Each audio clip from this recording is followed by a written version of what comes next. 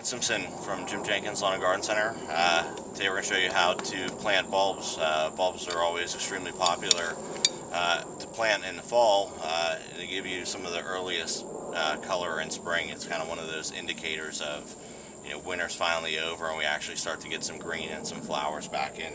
So what we're going to show you today is how to not only plant bulbs, we're going to show you some of the soil additives that you can use to give them the best chance, the best start. And also we're going to show you how you don't have to dig always a million little holes to put bulbs in, and how you kind of create some fun colorful groupings for your next spring instead of the individual plant coming up out of the yard. So what we have here right now is two different types of bulbs. I have a daffodil, it's also a narcissus, and there's a number of different colors and color combinations. You can see this one is a pale yellow, almost white, with a nice peach colored center. What's nice about daffodils, they are deer resistant, or pretty much deer will not eat them. They're actually toxic to deer to eat, so they're one of the nice bulbs that you can put in, unlike sometimes some of the other bulbs, even the hyacinths, can be eaten by the deer. So before you really even get to see them flower, they're mown down to the ground again. Like I said, the other one I have is a hyacinth. It makes these nice clusters of flowers. There's the blue and sometimes different variations of the blue. You can get orange, you can get pink. What I want to show you though is on this bag, most of the bulbs you buy will have guides on how to install them. Not only install them, but also how tall they get. So what you can see on the front of this is that it shows you that the plant above ground will be 10 inches or 25 centimeters, and that the bulb needs to be planted about 6 inches below the ground. It also prefers full sun or half sun.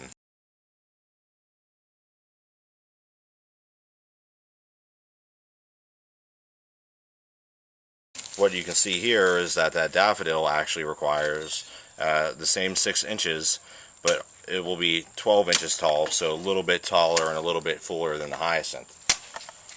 So once you know what your combinations are going to be, or where you're going to plant your bulbs, a lot of people use just the individual hand trowel. It's about 6 inches as it is right now. So again, that indicator would be as deep as the trowel. They also make bulb digging tools, which are a cylinder, a metal cylinder with a handle that you just push down to the depth. Now sometimes they'll go down 8 inches or a little bit deeper, and it will have lines on there to what the height is. So if this were the outside of the cylinder, it may show 4 inches, 6 inches, 8 inches, and as you push that down into the ground, it will take a plug of soil back up out, and you know that if that soil is about that 6-inch mark, then your hole is deep enough, and all you have to do is push the soil out of the top. The one important thing to remember about bulbs is they are extremely easy, and we like to say with bulbs, all you have to do is dig, drop, and then you're done. So what we're going to do is start digging our hole, and what we want is these bulbs to eventually fill in this about 1 foot wide area. So you've got a relatively loose soil or even a deeper soil. You can use a shovel, but you've got a little bit less control then over the space you have.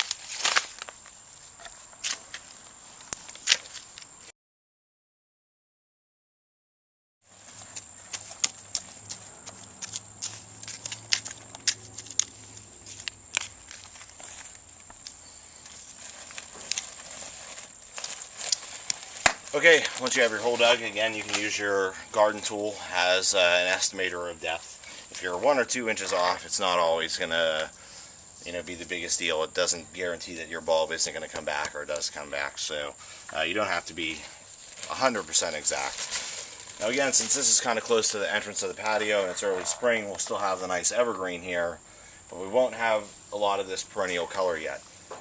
So by the entrance, what we're going to do is, instead of planting an individual bulb, we're going to do something that's a little bit more interesting, a little bit more exciting, with some color combinations. What I'm going to use is 1 daffodil bulb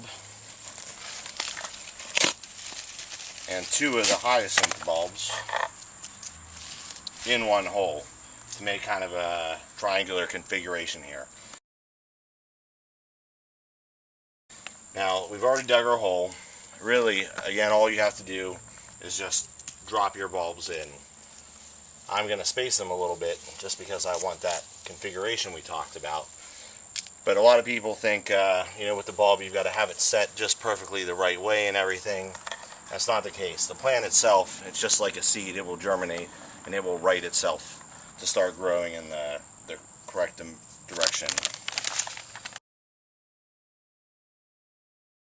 Something else that you can use along with your bulbs is an organic fertilizer. This is basically a powder or a granular product. This one here is bone meal, and what it is it's fairly high in phosphorus. Now fertilizers have a 3-number system, you know, like a lot of people know of 10, 10, 10. This is 4, 12, 0. So what this is really good for is promoting root and flower growth, that high phosphorus number. So there are some other mixes too, specifically for bulbs. Sometimes they've just got a little bit different number configuration. But all you need to do is take a handful or so of the product, throw it around in the hole after you drop them in there, and then just refill your dirt back over top. Just like planting any other shrub or perennial, you just want to make sure the soil's packed down over top of the bulb, not too compact. Still want it to be somewhat loose for the plant to grow up through the next year. Then we're going to mulch back over top, and you're all set.